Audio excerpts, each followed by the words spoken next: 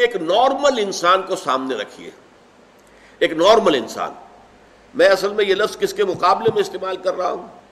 ایک شخص وہ ہے جس کی فطرت مسخ ہو گئی ہے، گناہوں میں، گندگیوں میں اتنا آلودہ ہے، غرق ہے کہ وہ اندر اس کی فطرت کا نور بالکل ختم ہو گیا. یا ایک شخص وہ ہے جو تعصب کی وجہ سے کوئی بات سننے کو تیار نہیں، ایک شخص وہ تکبر کی وجہ سے کوئی بات سننے کو تیار نہیں. تو یہ میں ان کو ایب نارمل کہہ رہا ہوں. نارمل آدمی فرض کیجئے کہ وہ بت پرست بھی ہے یا کوئی اور ہے، کسی اور مذہب کا عقیدہ اور نظریے اور خیال کا اور فلسفے کا حامل ہے، آپ اس کو کنورٹ کرنا چاہتے ہیں اسلام کی طرف، تو کیا طریقہ ہوگا؟ پہلے آپ کو اس کے ذہن کا جائزہ لینا ہوگا، اس کے ذہن میں خیالات کیا ہیں، اس کے نظریات کیا ہیں، اس کے عقائد کیا ہیں. سب سے پہلے آپ کو ان کی تصحیح کرنی ہوگی. غلط عقائد، غلط نظریات سے دماغ کو پاک کر کے صحیح جو خیال ہے اور صحیح جو نظریہ ہے اور صحیح جو حقیقت ہے، توحید، معاد اور رسالت کے اصولوں پر اس کے فکر کو تعمیر کرنا ہوگا. جب اس کے ذہن اور دل کے اندر ایمان بیٹھ جائے گا تو جو بری عادات، برے اطوار، برے اخلاق اس کے گرد چمٹے ہوئے تھے، جیسے پتجھڑ میں پتے جھڑ جاتے ہیں، وہ خود بخود جھڑ جائیں گے. یہ تزکیہ ہو جائے گا، یزکیہم. اب جب یہاں تک وہ پہنچ گیا ہے تو اب وقت آیا تعلیم کتاب. کتاب میں عرض کر چکا ہوں کہ اس سے مراد ہے احکام، ڈوز اینڈ ڈونٹس. اب انہیں بتایا جائے گا بھائی اللہ نے نماز فرض کی ہے، نماز پڑھنی ہوگی. اب اللہ نے روزے جو ہے فرض کیے ہیں، رمضان مبارک کے آپ کو رکھنے ہوں گے. اگر آج چھوٹتے ہی اسے نماز کہیں گے، جیسا کہ ہمارے بہت سے لوگ کرتے ہیں اپنے بچوں سے، بھائی نماز پڑھا کرو. اب وہ یہ دیکھتے ہی نہیں کہ آپ نے جس تعلیم گاہ میں اسے بھیجا ہوا ہے وہاں تو اس کے دماغ میں کچھ اور ہی خناس پیدا ہو چکا ہے. اس کے ذہن میں ڈارونزم بیٹھا ہوا ہے، وہ سمجھتا ہی نہیں کہ انسان کیسے پیدا کیا گیا، تو ایک حیوان ہے، بس ذرا سا ارتقاء یافتہ حیوان ہے اور بس ختم. یہ کیا خلیفۃ اللہ اور یہ کیا مسجود ملائک، کس بلا کا نام ہے؟ اس کے دماغ میں وہ بات فٹ بیٹھتی نہیں.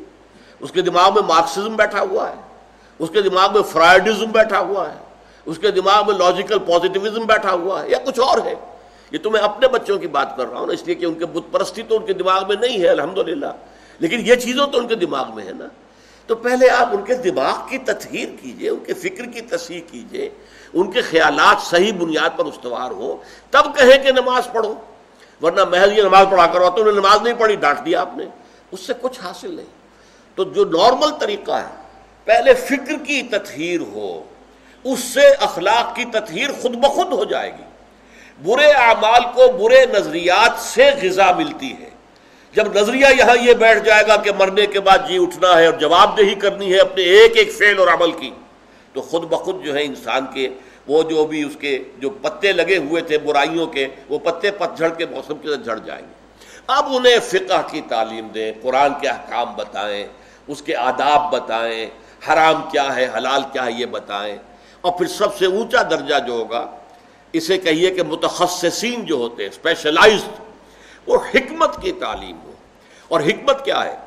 ایک حکمت اصولی ہے، حکمت ایمانی. حکمت ایمانیہ راہم بخواں، یہ بڑا عمدہ شعر ہے مولانا روم کا. چند خانی حکمت یونانیہ. کب تک یونانیوں ہی کی حکمت اور فلسفہ پڑھتے رہو گے؟ افلاطون نے یہ کہا اور ارسطو نے یہ کہا اور سقراط نے یہ کہا اور فلاں نے یہ کہا اور یہ ریئلزم ہے اور یہ جو ہے آئیڈیلزم ہے. کب تک ان چکروں میں رہو گے؟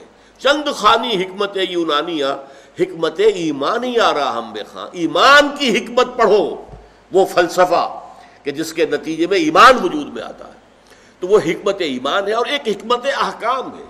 حکمت احکام کیا ہے؟ یہ چیز کیوں فرض کی گئی، اس کی آپ کو وجہ معلوم ہو جائے. یہ چیز کیوں حرام کی گئی، اس میں ہمارے لیے کیا فائدہ ہے. یہ در حقیقت ہماری بہبود کے لیے، ہماری بھلائی کے لیے، ہماری خیرخواہی کے لیے کام دیے گئے.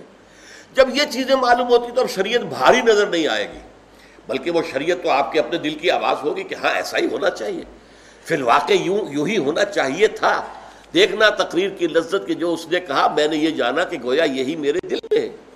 یہ ہے natural process of converting a person to Islam and iman. اس طریقے سے حضور صلی اللہ علیہ وسلم نے لوگوں کو تیار کیا. پہلے قرآن مجید ان کو پڑھ کر سناتے رہے، جن کے اندر فطرت جو ہے ابھی کچھ بھی بیدار تھی، تھوڑی سی بھی، چاہے کمزور تھی، مزمحل تھی، اندر روح جو ہے وہ ابھی مری نہیں تھی، وہ کھنچ کر آ جائیں گے.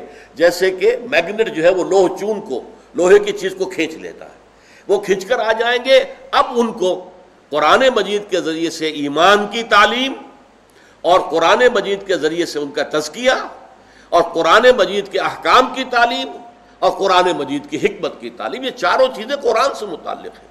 اس لیے کہ حضور کا اعلیٰ انقلاب قرآن ہے۔ اتر کر حرا سے سوئے قوم آیا اور ایک نسخہ کیمیا ساتھ لایا۔